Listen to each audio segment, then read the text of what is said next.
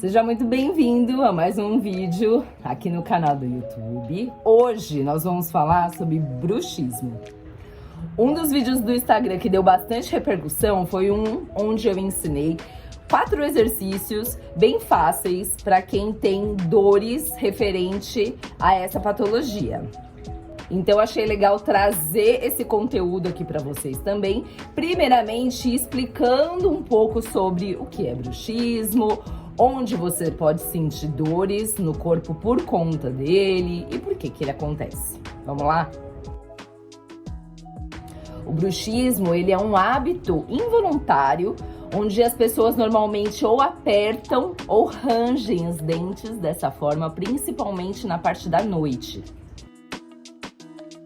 Ainda não se sabe a causa exata do bruxismo, mas pode ser por fatores genéticos ou também está muito correlacionado com a parte emocional. Então, se é uma pessoa muito estressada ou muito ansiosa, isso pode acontecer com mais frequência. Ou também algum distúrbio na região da boca mesmo, alguma alteração estrutural. E aí, o que esse ranger dos dentes pode causar nessa região? Aqui a gente tem a articulação que chama ATM, que é a articulação temporomandibular. Então você pode ter muita dor nessa região, dor também de cabeça, dor no pescoço, dor em toda a parte facial, na verdade, de musculatura mesmo. Também pode causar zumbido no ouvido, também pode provocar desgaste ou amolecimento dos dentes e também alterações na região de gengiva. O bruxismo, na realidade, ele não tem uma cura, mas existe um recurso, que são aquelas placas flexíveis de silicone ou acrílico, e que eles fazem exatamente no formato da arcária dentária de cada paciente, e você utiliza isso à noite. Mas, além das placas, você também pode ajudar a diminuir todos esses desconfortos causados pelo bruxismo de outra forma.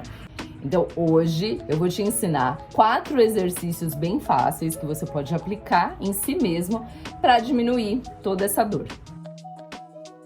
Primeiro você vai massagear a região da mandíbula e depois beliscar a área.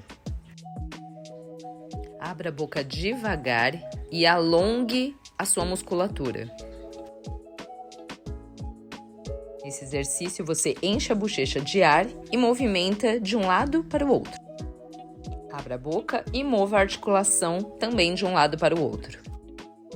Espero que você tenha gostado dessas dicas, que te ajude nessa questão de diminuir todos esses desconfortos. E é isso. Até o próximo vídeo.